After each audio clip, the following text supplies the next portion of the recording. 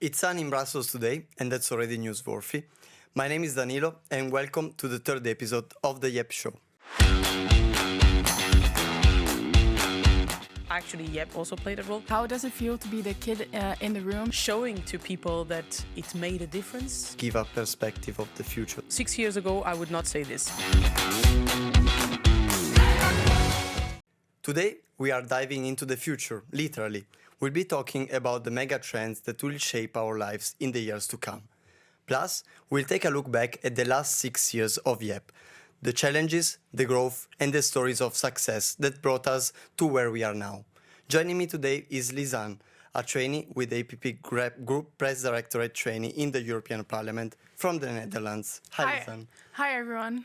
Great to have you here. And I'm also really excited to welcome for the first time on the YEPP show our very own president and member of the European Parliament, Lidia Pereira. Hi, Lydia. Hello, Danilo. Hello. Great to have you here. Lidia was elected president of YEPP back in 2018 and became a member of the European Parliament the following year. Fast forward to 2024, she was re-elected in the latest European elections and also became vice president of the EPP Group, marking the highest position ever reached by a YEPP president. It's been kind of a journey, Lydia. It has a very successful journey in a way, with ups and downs, but a very positive one. Of course. We are very interested in these 6 years that you spent in politics and in YEPP. But before going there, Lisanne and I read that you have launched the EPP Group Future Lab, which is part of your portfolio as vice president of the EPP Group. Can you tell us something more about that? Yes. So the idea comes from the experience of the past term. We are often dealing with so many things related to technology, to economy, and we live in a fast-paced world.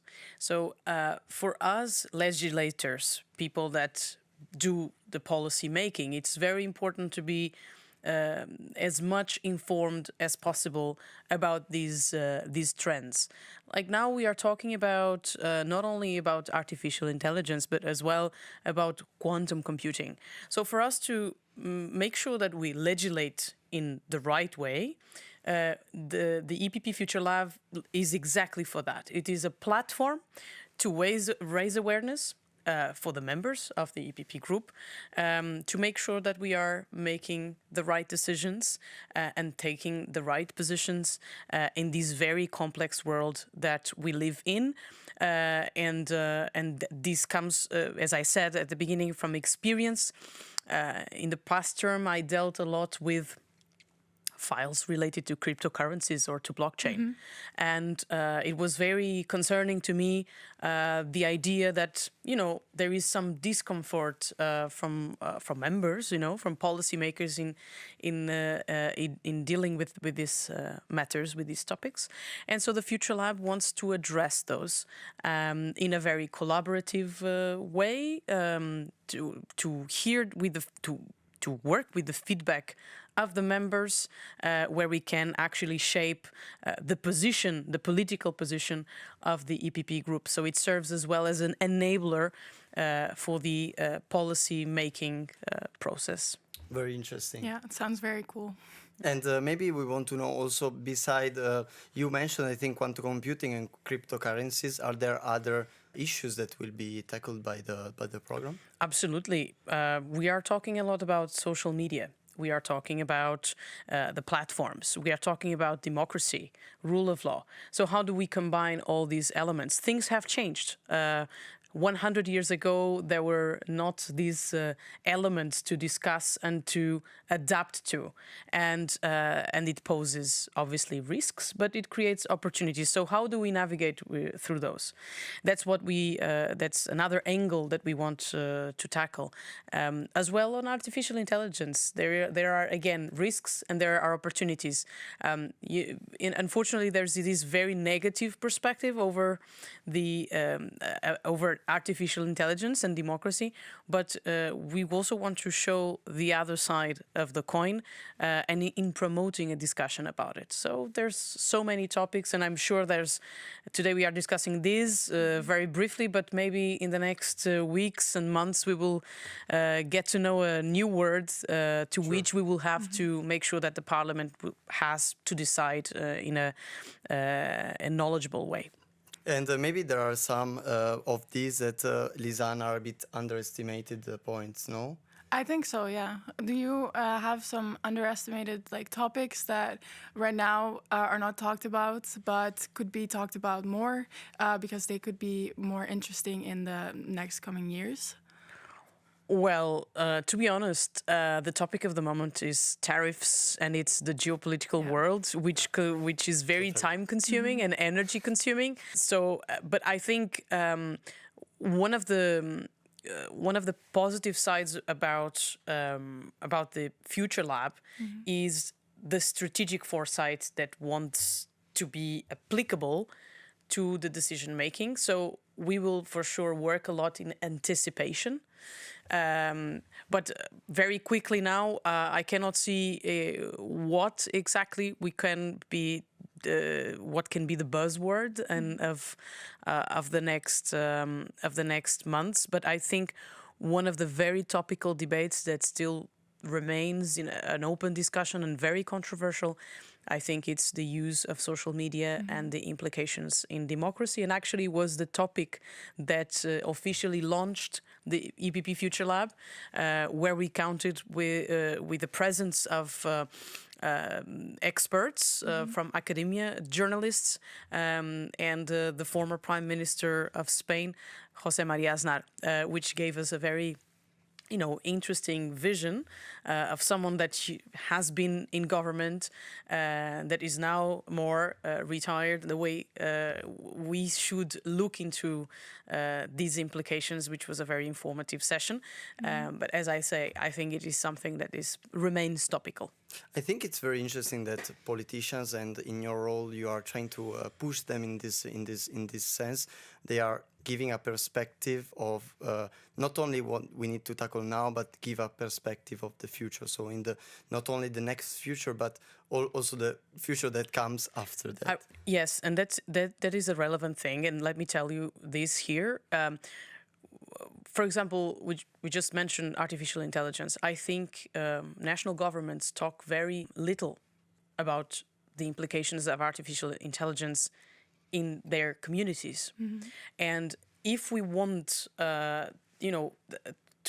if we want people to have the big picture, then there is a responsibility from the leaders, from the people, opinion makers, and so on. So I think it is obviously if we try to anticipate or if we want people to be informed, there's this responsibility that we do it and that we do it in a timely manner. And I think particularly on artificial intelligence, I see very little discussion about the actual implications, because we are talking about a profound revolution of the society. And if we are not prepared for that, it can bring, discontent, difficult situations to handle. As we already see with some things, like when we talk about migrations, for example, it is also a very sensitive topic to handle. And I think artificial intelligence should be more brought to the political agenda by the national leaders. I think. Sorry, go. No, I think that's also very, for artificial intelligence especially, that it's very important that it's discussed in national level, because it's with the different generations that are in the countries. Like the younger generation might be more acquainted with artificial intelligence, social media, but the older generations definitely aren't. Absolutely. And there's also other things related. There are questions that I raise to myself, like I use ChatGPT, for example, but is ChatGPT going to somehow bias the capacity to form an opinion by people in general? Because I am from a generation that adapted to the use of ChatGPT. But we are also talking for a generation that has been born with this technology, which will have an implication in their educational process and progress. So can artificial intelligence make us less critic, less creative? So these are things that I think should be obviously brought to debate. And not only at the European level, I think we have done it, but we have a very diverse culture. We have different people, different cultures, different languages. And so that's why I say it is not enough just to talk it at the European level. It's very, very important that we do it at the national level. I think that AI was one of these topics that now is really at the center of the debate. But for example, 6 years ago, maybe it was not as much developed. So that brings me to the next question. In these 6 years as president of YEPP, I think that the world changed a lot. And I wanted to know from you, at the time, probably you were 26 or 27 years old? 26. Yes. So what changed in these 6 years within and outside of YEPP? It changed a lot. That's a very good question. Because in 6 years we had a pandemic, which was very, difficult, and especially for people like me leading an organization, an international organization that lives very much from the personal relationships that we develop with one another. And being apart, being confined at home with the only possibility of using our computer to see our friends. So it obviously impacted a lot the organization. It also brought some good things, like it instigated a much more digitized organization. Video conferences. But it is it brought an opportunity. For example, we created working groups that operate online. So young people that want, that for some reason cannot join or they don't want to join the national organizations that are members of YEPP, they can also follow our work digitally. They can just subscribe, register, and participate in the discussions that we promote online. It is something that it is today possible. So it's basically like an online think tank, if you want. I didn't know you could subscribe to. Well, we open up the discussions, the debates, and then people, if they want to join, they can just register with their email. It's pretty straightforward. But the world has changed significantly, and one of the things that I have noticed, even in YEPP as well, but not only in the European Parliament, I think I used to see an organization that was very much curious about one and the other. I mean, it was very natural to be curious about my neighbor's backyard. And when the pandemic hit, we kind of became more, inward looking. And I think it contributed in a way to become a bit more structured, maybe? Not structured. It was a movement of, looking more for your country. You remember the response to the pandemic was a very national one, obviously with the intervention of the European Union, especially in the coordination of the vaccination rollout, where actually YEPP also played a role. But the issue was it created imagine ourselves, we are locked at home every day, looking at watching the news that come from the Portuguese authorities in my case, so we became very inward looking. But I think it was already a process in such direction, but it kind of accelerated it. So I think it is, in a way, very good to be part of the European Union and believing in this project and showing to people that it made a difference in that period to be members of the European Union, because there were responses that we would not get if we were just relying on our national governments. But individually, I think there was this acceleration of this process.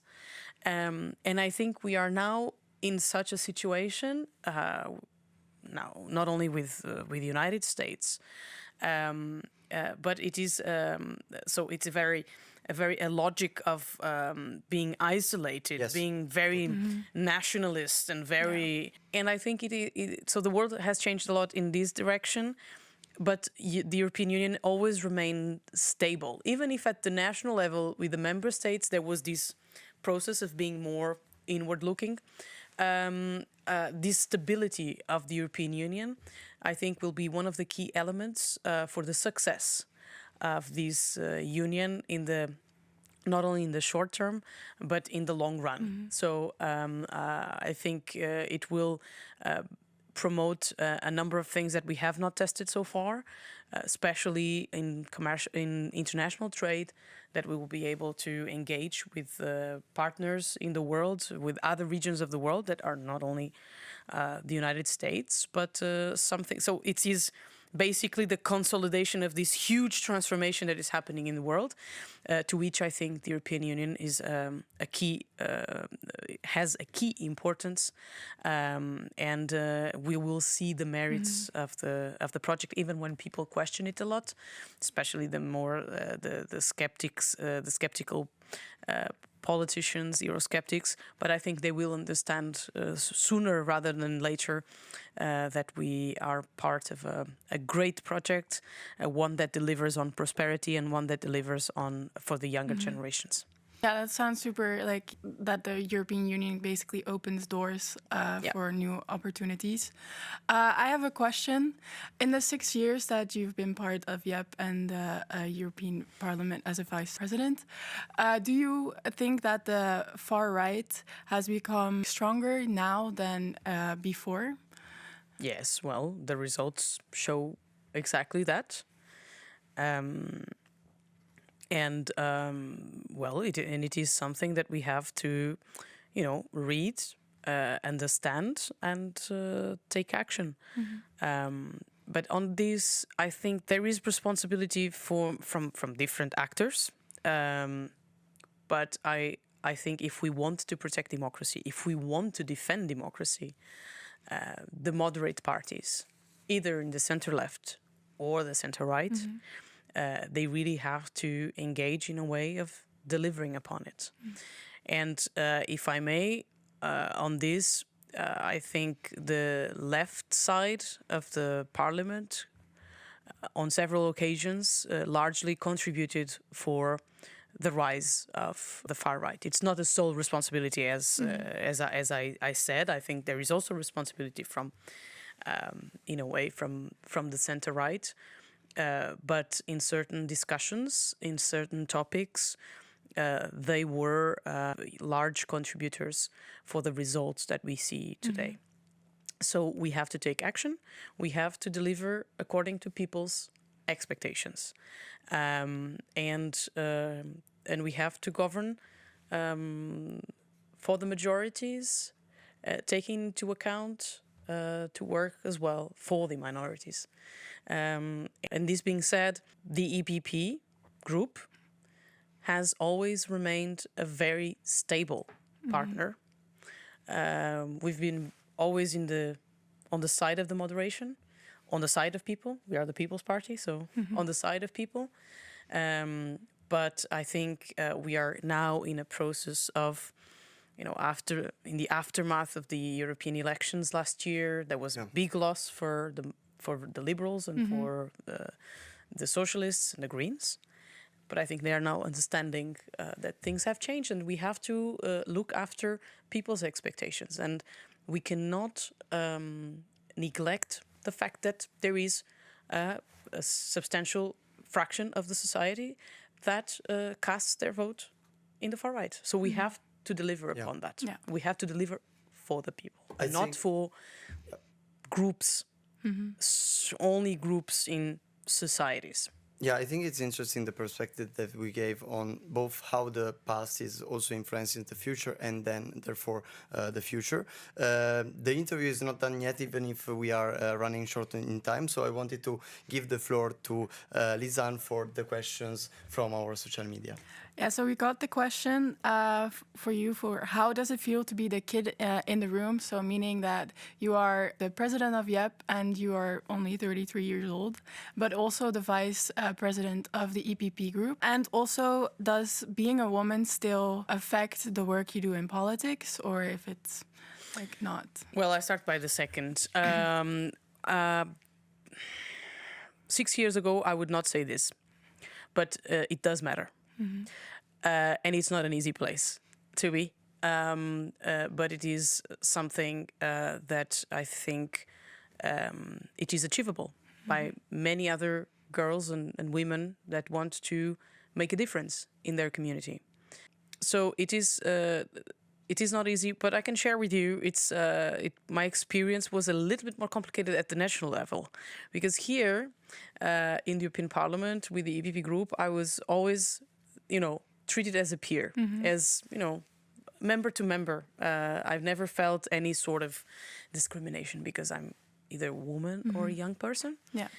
And the way I assess that is the fact that in 2019, when I came to the Parliament, where I was obviously a little bit concerned about which kind of committees am I going to take, because, I'm the new kid in the block, or the youngster. But it was possible to get the committees I wanted, environment and economy, and I became vice coordinator of the econ committee on behalf of the EPP Group. So, there was recognition that we are equals, but things were slightly different at the national level, and I do hope that things will change in the future. I'm, however, concerned with the polarization that it's becoming more and more visible in social media, mostly, about these matters, about, gender balance, and about this wave of, I don't think conservative is the word, because I consider myself to be a liberal, but I'm also conservative on certain things. But this resistance in accepting that, well, there is space for everybody.